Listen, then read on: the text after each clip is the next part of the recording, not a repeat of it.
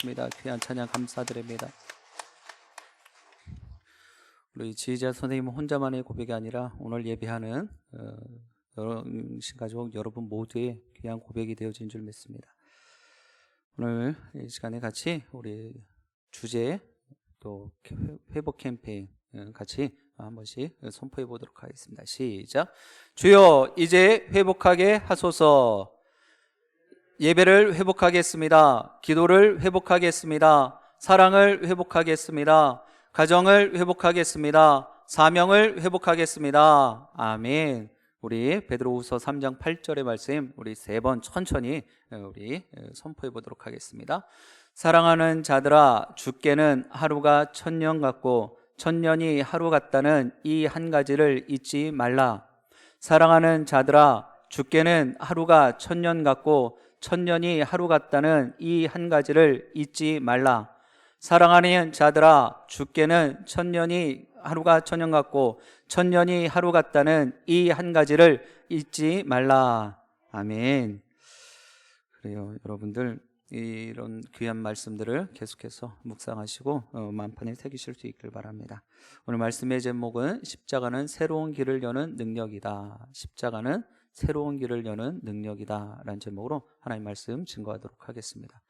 1989년 11월 9일은요 제2차 세계대전 이후에 하나의 독일이 동서독으로 나뉜 뒤에 오랜 시간이 지난 그 1989년 이 11월 9일에 그 동서독 나누어져 있던 장벽이 있었던 그 베를린 장벽이 무너진 날입니다. 여러분들 잘 아시겠지만 아마 뉴스로도 저도 어릴 때 기억이 있습니다. 장벽이 올라서서 큰 햄머로 그 벽을 부수는 그 모습을 본 기억이 있습니다. 이 장벽이 세워졌다는 것은 분리가 되어졌다는 것이죠. 분열이 있다는 것입니다. 그리고 그 장벽이 무너졌다는 것은, 허물어졌다는 것은 다시금 화평이, 평화가 만들어졌다는 것이죠. 이런 모습은요, 불화가 시작되는 곳에는 언제나 장벽이 세워지기 마련이다 라는 것입니다. 그리고 평화와 또 화평함이 있는 곳에는 그런 세워졌던 장벽들이 무너지는 것이다 라는 것이죠. 그래서 우리가 사람과의 관계 속에서도 이야기를 합니다. 보이지 않는 벽이 있다 라고 이야기를 하죠. 그렇습니다. 관계가 불편하면 벽이 생기는 거예요.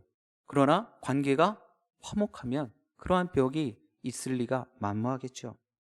오늘 말씀은 로마서 1장부터 4장까지는요 사도 바울이 이신득이라는 의롭다 칭함을 받은 자에 대한 이야기를 기술하고 있습니다. 그러는 가운데 우리의 삶에 이 이신득이를 통해서 어떤 열매를 맺으며 살아야 되는지 오늘 본문 말씀은 우리들에게 가르쳐주고 있습니다. 우리 1절 말씀 같이 합독해 보겠습니다. 1절입니다.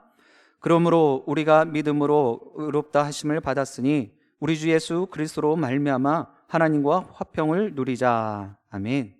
지금 1절 시작하면서 그러므로라는 단어가 있습니다. 이 부사인데요, 접속 부사입니다. 이 부사가 쓰여질 때는요 앞의 내용이 뒤의 내용에 따른 원인이나 결과의 모습을 이야기하는 것입니다. 그러니까 앞에 내용을 장황하게 설명을 해놔요. 그러므로 이러한 요지가 있다라는 것입니다. 요약하면 이런 내용이다 라고 해서 그러므로라는 단어를 사용하게 된다는 것이죠. 그런 의미로 보면 오늘 본문의 시작은요 주님이 사도 바울을 통하여 전하는 분명한 메시지가 담겨져 있다는 거예요. 바로 1절 하반절에 있는 우리가 믿음으로 의롭다 하심을 받았다라는 거예요. 이것이 로마서 1장 1장부터 4장까지 이야기하는 이신득이 이 모습을 요약한 내용이라는 것이죠. 의로움이 없었던 우리가 예수 그리스도를 통하여서 의롭다함을 받았다라는 것입니다. 그렇다면 이 이신득이는 어떠한 일을 했냐라는 거예요. 어떠한 일을 했길래 이신득이가 우리에게 있어야 되느냐라는 것이죠. 바로 1절 하반절에 있는 우리 주 예수 그리스도로 말미암아 하나님과 화평을 누리자. 믿음으로 이루어진 이 모습은요 예수 그리스도를 통하여서 하나님과 화평케 되어졌다는 것을 말하는 것입니다. 하나님과의 화평이 있게 되어졌어요. 무엇으로요? 믿음의 의로움을 통하여서. 이것이 믿음으로 의를 얻는 이들에게 일어난 일이에요.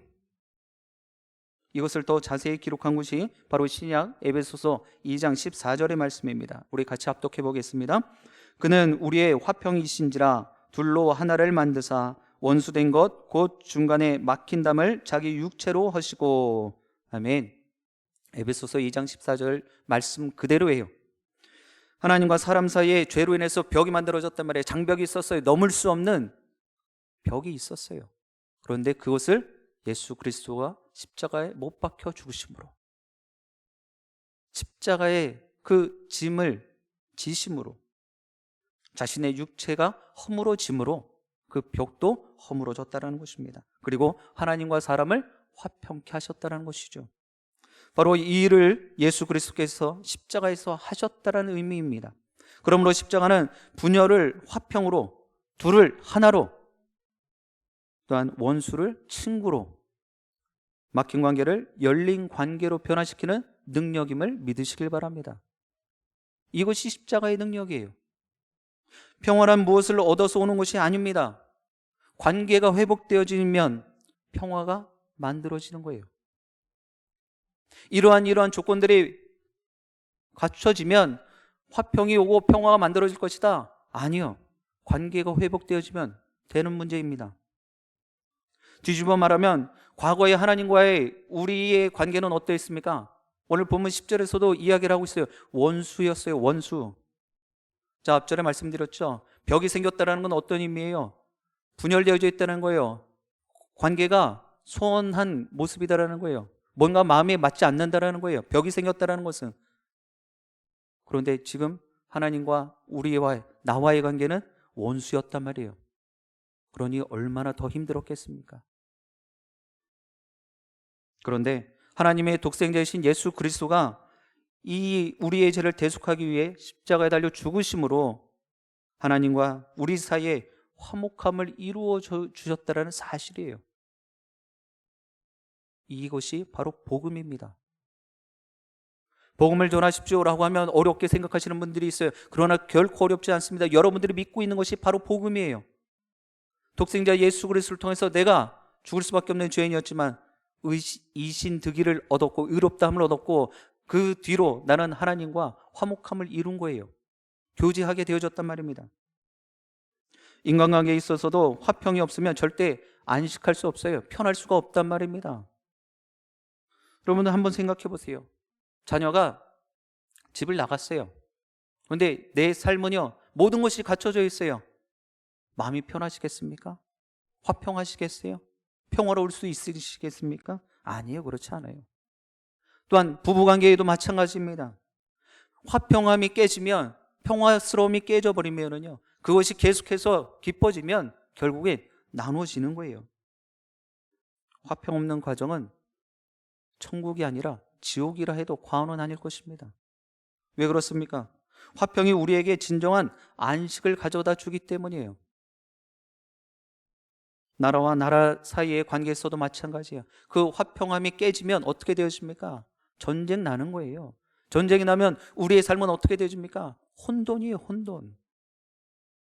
여러분들 직장에서 제일 많이 그 스트레스 받고 그 문제가 무엇이라 여러분들은 생각하십니까? 내가 얼마만큼 능력을 인정받고 내가 얼마만큼 연봉을 많이 받나, 이런 것들이 문제가 될 것 같죠? 아니에요. 그렇지 않아요. 대부분의 직장인들은요, 그 안에서의 관계의 갈등으로 인해서 어렵다라고 이야기를 하는 것을 보았습니다. 직장에서 화평함이 깨지면은요, 그 안에, 그 공동체 안에서 생활하는 것이 너무나 힘듭니다. 왜 그런지 아십니까? 매일 아침마다 출근해서 봐야 될 사람들이 화평하지 못해요. 장벽이 만들어졌단 말이에요. 벽이 생겼어요. 얼마나 죽을 맛이겠습니까? 교회도 예외는 아니더라고요.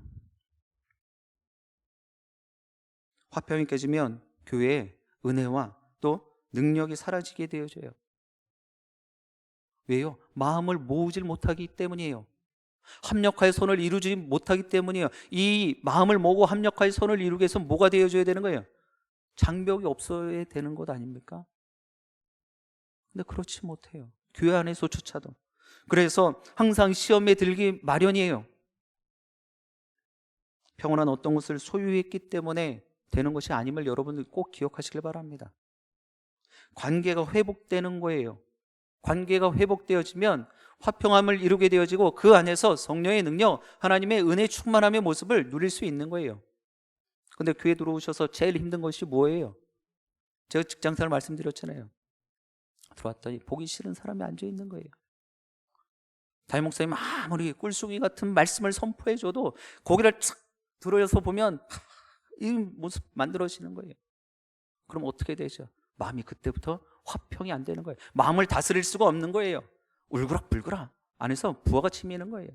저 사람이 나한테 아쉬운 이야기 했는데, 나한테 힘든 이야기 했는데, 이런 생각하면, 그러면서 그 사람을 볼 때마다 힘들어지죠. 시험 드는 겁니다. 뒤틀려 있던 하나님과의 관계가 제자리를 찾아야 화평함을 얻게 될 수 있다는 사실 꼭 기억하시길 바랍니다. 여러분들, 내 안의 문제예요. 내 안의 문제. 내가 벽을 만들었어요. 여러분들 초등학교 시절에 금을 거요. 그리고 책가방을 올려놓습니다. 아무렇지도 않은데 그냥 그 상대가 그 옆에 짝꿍이 싫어서, 그냥 불편해요. 그러니까 선을 긋고 책가방 올려놓고 넘어오지 말라고 이야기를 해요. 벽을 만들어 버립니다. 왜요? 싫으니까. 우리 교회 안에서도 내 뒤틀린 마음을 풀어내지 않으면, 꼬였던 마음을 해결하지 않으면 나만 신앙생활이 힘든 거예요. 상대는 잘 몰라요, 여러분들. 자, 그렇다면 여러분들에게 한번 묻겠습니다. 분열된 공동체나 사회 속에서 십자가가 할 수 있는 역할이 무엇일까요? 나누어져 있어요. 여러분들 딱히 교회 공동체에서는 벽을 안 만드셨다 하지만 여러분들의 관계 속 안에서 분명 보이지 않는 벽들은 다 하나씩 정도는 있으실 거예요. 저도 있거든요. 아니에요. 없을 수가 없어요. 좀 불편한 사람들이 분명히 있어요. 그런데 중요한 것은 우리가 이제 이 사실을 알아야 되는 거예요. 조금 분열된 공동체에서, 또 관계 속에서, 사회 속에서 이러한 십자가가 해야 할 수 있는 역할이 무엇이냐 말이에요. 대답을 좀 해보시기 바랍니다. 마스크를 끼고 계시니까 입이 오물오물거리는 것도 잘 안 보여요. 분명 다 생각해 보셨을 거예요. 대체 십자가의 역할이 무엇일까라는 생각을 해보셨을 거예요. 근데 글쎄 딱히 떠오르진 않습니다. 아마 이 모든 생각은 같은 생각일 것 같아요. 그러나 오늘 하나님께서는요, 하나님의 말씀을 통해서 분명하게 말씀하고 계십니다. 십자가는 나와의 화평을 가져다 준다라는 거예요. 십자가를 통해서 하나님과 자신과 나와의 화평을 맺게 해준다라는 것입니다. 이것이 분열된 공동체 속에서, 또 벽이 만들어져 있는 사회 속에서 십자가의 역할이 되어지는 것입니다. 옛말에 윗물이 맑아야 아랫물이 맑다라는 이런 속담이 있죠. 말이 있습니다. 여러분들, 아랫물을 맑게 하려면 아랫물에만 정화시켜서 될 일이 아니에요. 아랫물의 문제는 반드시 윗물로부터 시작되어진다는 것을 우리는 알아야 합니다. 윗물이 맑아야 해요. 그럼 윗물이 맑지 않으면 아랫물은 어떻게 되어지는 거예요? 아랫물도 맑지 않다라는 것이죠. 오늘날 이 땅의 문제들이 바로 이와 같다는 거예요. 우선성이 어디 있냐라는 거예요. 아랫물만 맑게 하면 그걸로 되냐 말이에요. 그렇지 않습니다.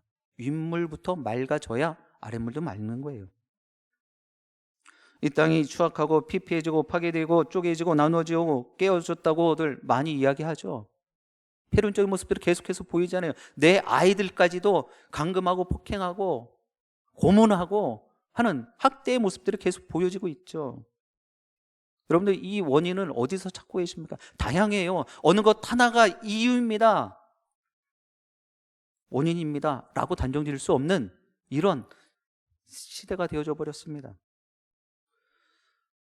일전에도 말씀드렸던 것처럼 이래도 좋고 저래도 좋고, 이 종교도 낫고 저도 종교도 낫고 저기도 구원이 있다, 이렇게 얘기하는 포스트 모더니즘, 이런 사조의 등장도 한몫을 했을 것입니다.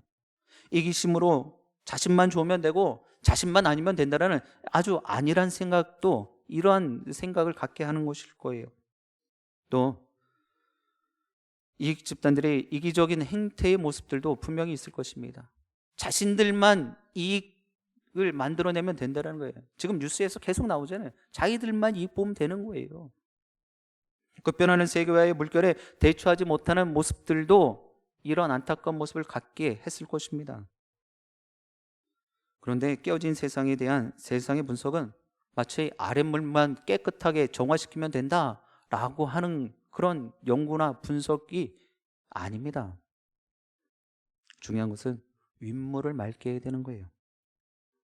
아랫물이 더러울 때 한 가지를 정확히 충족시켜야 되는데 그것은 맑은 윗물이 끊임없이 아랫물로 흘러 들어가야 된다는 것입니다. 그러면 윗물은 계속 맑아 있어야 되겠죠. 아랫물을 분석하고 연구하는 것을 일단 접어두고 우선성이 뭐냐는 거예요. 바로 윗물이 맑아야 한다는 것입니다. 그리고 그 윗물이 흘러갈 수 있도록 새로운 길을 터주는 것이 중요하다는 거예요. 다시 한번 우리의 신앙적으로 이야기를 해보도록 하겠습니다. 하나님께서는 우리에게 새로운 길을 터주셨어요. 바로 예수 그리스도의 십자가의 사건입니다. 근데 우리는 그 십자가의 사건을 통하여 윗물이 계속해서 맑은 물이 계속해서 끊임없이 흘러 들어오고 있는데 우리는 아직도 벽을 만들고 있어요. 우리는 아직도 구정물 같은 모습을 갖고 있단 말입니다. 그런데 우리의 모습은 어때요? 하나님, 저는 구원받았습니다. 하나님 앞에 저는 하나님의 택한 백성이 되어졌습니다. 그래요. 그런 모습들도 감사하지요.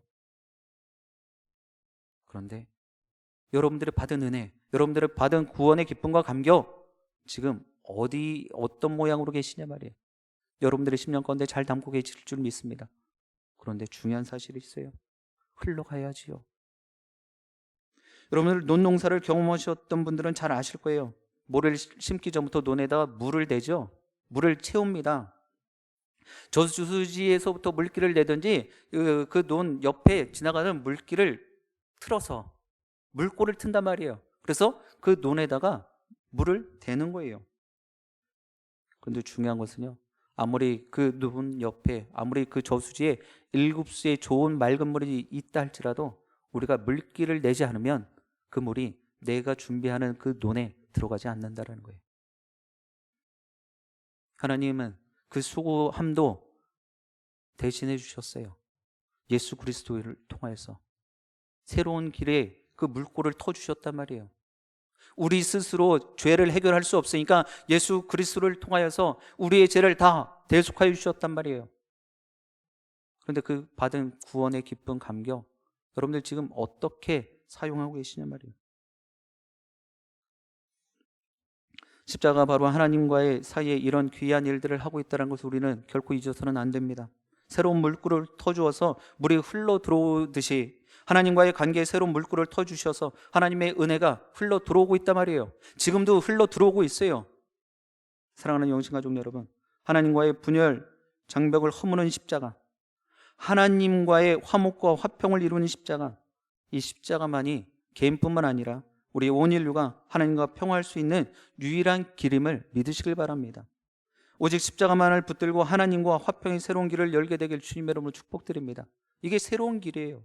하나님은 여러분들에게 새로운 피조물이라 말씀하셨지 헌 피조물이라 말씀하시지 않으셨어요. 그런데 여기서 한 가지 또 문제를 발견하게 되었습니다. 이러한 새로운 길을 여는 이 능력이 이 땅에서는 도통 보이지 않는다는 거예요. 이게 문제예요. 오늘 사는 우리 사회 속에서 깨어진 세계 속에서 십자가의 능력을 볼 수 없다는 것입니다. 이것이 문제예요. 여러분들 십자가의 능력을, 새로운 길을 열고 계시는 이 십자가의 능력을 어디서 지금 보고 이야기하실 수 있으십니까? 그래서 오늘날 우리 믿는 크리스찬들이요, 그리스도인들이 세상으로부터 많은 비난을 받죠. 이런 이야기도 저는 들어봤습니다. 천상에서는 기독교인들이 쓸모있을지 모르겠지만 지금 이 지상에서는 쓸모없는 존재다라고 말이에요. 천국에서는 분명히 쓸모가 있을 거예요. 근데 이 지상에서는, 이 지구 위에서는, 지금 이 시대에서는 쓸모없는 존재다, 이렇게 조롱받고 비난받고 있단 말이에요. 여기 안타까운 것은 교회가 사회의 빛이 되기보다 사회의 어둠을 조장하고 어둠으로 변하고 있다는 거예요. 앞서 말씀드렸듯이 이러한 모습들이 결코 이해가 되지 않아요. 분명히 하나님은 예수 그리스도를 통해서 우리에게 새로운 길을 열어주고 계시는데 어떻게 이전보다 더 못한 모습을 갖고 있냐 말이에요. 왜 이 십자가의 능력이 나타나지 않느냐 말입니다. 우리는 분명히 이신득의를 한 새로운 피조물입니다. 그것들이 계속해서 흘러가야 하는데 그렇지 못하다라는 거예요. 2000년 전에 예수 그리스도의 십자가의 사건으로 인해서 신앙의 선배들이, 신앙의 선진들이 순교의 피를 흘리며 지금까지 이어졌던 이 모습들이 흘러가야 되는데 지금 우리의 모습이 어떠냐 말이에요. 어딘가 막혀 있는 것 같지 않으십니까? 주위 분들 돌아보지 마세요. 내가 막혀 있는 거예요, 내가. 흘러 들어오는 것이 있으면 흘러나가는 것이 당연한 이치 아닙니까? 내가 받은 은혜가 있어요. 하나님의 은혜를 매일매일 공급받고 있습니다. 그러면 나와야죠. 우리가 건강하지 못한 것 단적으로 이야기할 때 뭘 이야기를 해요? 잘 먹고 잘 배설하는 것, 이거 이야기하지 않습니까? 들어가면 나와야죠. 은혜 많이 받았어요. 나가실 때마다 은혜 많이 받았습니다. 뭐 입술로든 마음으로든 많은 이야기를 해주십니다. 그럼 삶의 자리에서 그 받은 은혜 어떻게 하고 계시냐 말이에요. 흘러가고 계신지요? 지금 보내고 계시는지요? 야, 지금은 그냥 가만히 있어야 돼. 왜? 재성 사람들이 손가락질 하잖아. 교회 다닌다고, 교회 간다고, 가지 말라고 이야기하잖아. 이러니까 지금은 가만히 있어야 돼. 아니요. 때를 얻든지 못 얻든지 우리가 구해야 될 것은 무엇입니까? 충성이에요. 주님 언제 오실지 몰라요. 근데 세상의 비난과 조롱이 무서워서, 그거 듣기 싫어서, 싫은 소리 듣기 싫어서. 어떤 분들은 이 얘기를 하니까 딱 그럴 수도 있어요. 목사님 벽 쌓고 있는 것보다 가만히 있는 게 낫잖아요. 제가 대립해 본들 벽 쌓는 거잖아요. 아니요. 십자가의 능력 의지해서 나가면 벽이 쌓아지는 것이 아니라 그 어둠의 세력들이 하나님을 비난하고 또 하나님의 이름을 망령될 때 일컫던 자들이 다시금 하나님 앞에서 거꾸로질 것을 믿음으로 고백하며 나가셔야 되는 거예요. 근데 그런 믿음의 용기, 믿음의 담대함이 우리에게 사라졌단 말이에요. 십자가를 제대로 만났다면 분명 흘러나가는 열매와 선한 결과는 당연한 것입니다. 자양분이 공급되면 열매 맺는 나무가 되어야 되는 것 아닙니까? 여러분들 예배 나오시면서 은혜 많이 받으셨잖아요. 그럼 열매를 맺으셔야지요. 그런데 왜 이 땅에 이러한 일들이 일어나지도 않고 보이지도 않는 것입니까? 좀 세게 말씀드립니다. 이신득의에서 구원함을 얻은, 영생을 얻은 우리조차도 이 믿음에 대한 십자가의 능력을 정확하게 확실하게 믿지 못하기 때문 아닙니까? 삶이 너무 힘들어서 팍팍해서. 하나님, 입술로는 믿습니다. 하나님 주시는 은혜 감사합니다. 고백은 하지만 정작 하나님과 상관없는 삶을 살고 있지는 않냐 말이에요. 많은 이들이 믿기는 믿는데 머리로만, 또한 말로만 믿고 있는 것이 문제예요. 삶으로 믿어야죠. 믿음은 추상이 아니에요. 우리 히브리서 11장 1절의 말씀 잘 알고 있지 않습니까? 믿음은 바라는 것들의 실상이에요. 보이지 않는 것들의 증거예요. 그런데 우리는 믿음을 추상적으로 여기고 있어요. 머리로는 알고 있어요. 이해해요. 이제 여러분들의 생각을 정말 새롭게 하실 수 있기를 바랍니다. 믿음은 능력이에요. 십자가는 머리로 개선할 수 있는 것이 아니라 심령을 통하여 역사하는 줄 믿습니다. 내 마음에 감동이 되어지면 그대로 움직이면 되는 거예요. 행하시면 되는 것입니다. 신학 박사이셨던 에이든 토저 박사님이라는 분이 그의 책에서 이렇게 고백을 했습니다. 그리스도는 우리의 마음을 위해 죽으셨다. 무슨 말이에요? 머리로 이해하지 말라는 거예요. 지식적으로만 알고 있지 말라는 거예요. 마음에 십자가의 죽음을 새기라는 것입니다. 사랑하는 영신가족 여러분, 믿음이 있는 곳에는 많은 열매가 있고 승리가 있으며 놀라운 역사가 일어나는 줄 믿습니다. 우리 영신교회 공동체 그런 귀한 하나님의 교회인 줄 믿습니다. 하나님께서 그렇게 세워가고 계신 줄 믿습니다. 그 안에 여러분들 한 분 한 분의 열매 맺는 나무들이 다 되어주시길 주님의 이름으로 축복드립니다. 믿음이 있는 곳에는 믿음의 결과로서 어떤 모습이든 간에 변화의 역사가 일어나기 마련이에요. 분명 코로나19를 통해서 하나님께서 분명히 우리의 모습을 연단하시는 거예요. 여러분, 연단을 힘들어하지 마세요. 분명히 연단으로 끝나는 것이 아니라 우리를 연단하신 뒤에 우리를 어떻게 하신다고요? 정금같이 나오게 하신다는 거예요. 양이 문제가 아니에요, 여러분들. 99%의 사람들이 필요한 것이 아니라 하나님 앞에 100%의 순전한 믿음에 용서한 사람이 필요한 거예요. 그 한 사람을 통해 하나님 분명히 크게 역사하시고 일하실 줄 믿습니다. 근데 이왕이 신앙생활을 하시는 것, 그 한 사람이 내가 되면 얼마나 좋겠어요. 오늘 이 밤에 여러분들 꼭 결단하실 수 있길 바라요. 믿음이 있는 곳에는 분명 많은 열매가 맺혀질 것입니다. 그 열매를 우리 모두가 기쁨으로 거둘 수 있길 바랍니다. 우리는 이런 믿음의 능력을 회복해야 되는 거예요. 그래서 분열되고 파괴된 세상 속에서도 십자가의 능력을 담대히 증거해야 되는 것입니다. 그래서 믿음의 담대함과 믿음의 용기를 잃으면 안 되는 것입니다. 아랫물에서 헤매다가 죽어가는 사람들에게 맑은 윗물을 나를 통해서 계속 흘려보내줄 수 있어야 되는 거예요. 십자가의 새로운 길이 있다라고 보여주셔야 되는 것입니다. 그리고 그런 십자가의 새로운 사람들이 다 되시길 주님의 이름으로 축복드립니다. 여기서 한 가지 더 고민되어지는 것이 있습니다. 우리 7절과 8절의 말씀을 보면은요, 왜 믿지 않냐라는 거예요. 왜 믿지 않게 되어졌을까? 십자가의 능력을 왜 믿지 못할까? 7절 8절 말씀 우리 같이 합독해 보겠습니다. 의인을 위하여 죽는 자가 쉽지 않고 선인을 위하여 용감히 죽는 자가 혹 있거니와 우리가 아직 죄인 되었을 때 그리스도께서 우리를 위하여 죽으심으로 하나님께서 우리에 대한 자기의 사랑을 확증하셨느니라. 아멘. 지금 7절 8절의 말씀을 보면은요, 간단합니다. 이 말이 지금 어려워서 이해가 잘 안 되실 수 있는데 세 부류의 사람이 있다 생각하시면 돼요. 의인이 있고요, 선인이 있고요, 죄인이 있어요.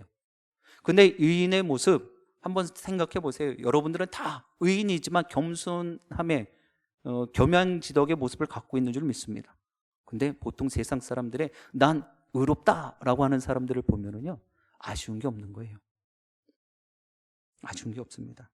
그리고 여러분들 그 세상적인 의롭다 하고 여기는 그러한 사람들은요, 다른 사람들을 향해서 의로움의 부족함을 갖지 않습니다. 이 정도면 됐지라는 생각을 하는 거예요. 그리고 선인이라는 사람이 있습니다. 선인은 말 그대로 착한 사람이에요. 착한 사람은 우리가 어떻게 이야기합니까? 법 없이도 살 사람이에요. 자, 이런 사람이 착한 사람인데 이 사람 의인이나 선인 다 믿을만 하다는 거예요. 그래서 그를 따를 수도 있지만 전부가 다 따르진 않는다라는 것입니다. 이 모두가 믿을 만한 구석에 의와 선을 가지고 있는데 마지막에 또 한 부류의 사람은요, 죄인이라는 것이 있습니다. 그에게는 의도 없고 선도 없어요. 그에게 있는 것이라고는 죄뿐입니다. 다시 말하면 그는 믿을 구석이 하나도 없어요. 그러니 사람들이 그를 대접해 주지 않아요. 인정해 주지 않아요. 그런데 우리 하나님 예수 그리스도를 이 땅에 보내실 때 누구에게 보내셨습니까? 의인이요? 선인이요? 아니에요. 죄인에게 오셨어요. 죄인에게 보내주셨습니다. 여러분들, 예수님 자신 스스로도 내가 이 땅에 온 이유가, 자, 건강한 사람에게는 뭐가 필요 없다는 게 의인이 필요 없어요. 근데 나는 병든 자에게 라야 의인이 필요한데 난 그 사람들을 위해서 왔다라고 이야기하셨죠. 하나님께서는 이런 죄인들을 통하여 역사하기를 원하고 계십니다. 의지할 곳 하나 없었던 사람들이 붙들 것을 만들어 주신 거예요. 의인이나 선인이 아쉬운 것이 무엇이 있겠습니까? 부족한 것이 뭐가 있겠어요? 그럼에도 불구하고 죄인들을 부르신 이유, 뭔가를 붙잡기 위해서, 십자가를 붙잡게 하기 위해서, 믿을 곳 하나 없었던 사람이 믿을 것을 주기 위해서, 절망했던 사람이 희망을, 소망을 꿈꾸게 하기 위해서 예수 그리스도가 십자가에 친히 달리신 거예요. 자신 스스로를 의인으로서 믿고 있다라면, 선인으로서 믿고 있다라면 여러분들 부족할 것 없잖아요. 그러니 누구를 믿겠어요? 쉽게 말하면 세상에서 아쉬운 것 없이 사는 사람들을 예수 믿는 거 쉽지 않아요, 여러분들. 그래서 주님께서도 부자가 천국 가는 길이 뭐만큼 어렵다라는 거예요. 낙타, 바늘길 들어가는 것만큼 어렵다라는 거예요. 왜요? 아쉬운 게 없거든요. 부족한 게 없거든요. 붙잡을 게 없거든요. 믿을 구석 이유가 없다라는 거예요. 다른 곧 믿을 게 없다는 거예요. 내 갖고 있는 부와 권력을 믿으면 되기 때문이에요. 그런데 십자가는 그렇지 않다라는 거예요. 우리 예수님께서는 죄인들을 위해서 오셨어요. 언제나 주님 편에서의 능력은 무능력으로부터 시작된다는 것을 우리는 알아야 합니다. 아무것도 없는 무에서부터 하나님은 시작하셨어요. 스스로를 능력 있다 여기지 않길 바랍니다. 이만큼 하면 신앙 누구보다 뒤지지 않지, 이런 모습도 갖지 않길 바랍니다. 십자가의 능력만이 하나님과의 새로운 길을 열게 할 뿐만 아니라 그 길이 열릴 때 비로소 새로운 능력을 공급받게 되는 것입니다. 우리 마지막으로 히브리서 10장 19절 20절 말씀 같이 합독해 보겠습니다. 그러므로 형제들아, 우리가 예수의 피를 힘입어 성소에 들어갈 담력을 얻었나니 그 길은 우리를 위하여 휘장 가운데로 열어놓으신 새로운 살 길이요 휘장은 곧 그의 육체니라. 아멘. 여러분들 지성소 이야기 담임 목사님으로부터도 많이 들으셨을 것입니다. 지성소 들어가는 건 누가 들어가는 거예요? 대제사장이 1년에 한 번. 그런데 지금 히브리서 10장 19절 말씀은 뭐라 기록합니까? 우리가 예수의 피를 힘입어서 그 성소에 들어갈 담력을 얻었다라는 거예요. 힘을 얻었다라는 거예요. 죄인이었던 우리가 그러한 새로운 힘을 공급받고 있습니다. 사랑하는 영신가족 여러분, 예수 그리스도의 죽으심으로 우리가 하나님께 나아가는 새로운 길이 열린 것입니다. 이것이 성경의 메시지예요. 우리는 지금 코로나19라는 큰 어려움과 마주하고 있습니다. 또한 사순절이라는 이 예수님의 고난과 고통의 시간들을 같이 보내고 있습니다. 그런데 여러분들에게 한 번 더 묻습니다. 지금 어느 쪽에 더 마음을 두고 계십니까? 지금 당장 피부에 와닿는 코로나19의 그런 어려움의 모습들입니까? 2000년 전에 정말 볼품없는, 죽을 수밖에 없는 나 같은 죄인을 살리시자고 십자가에 묵묵히 달려 죽으신 그 예수 그리스도의 고난에 마음에 두고 계십니까? 우리가 잘 아는 것처럼 상황은 쉽게 변하지 않을 것입니다. 많은 사람들이 이야기를 하죠. 올해가 다 가도록 이 상황은 유지될 것이고 내년에도 장담 못한다. 마스크는 계속 쓰고 다녀야 된다.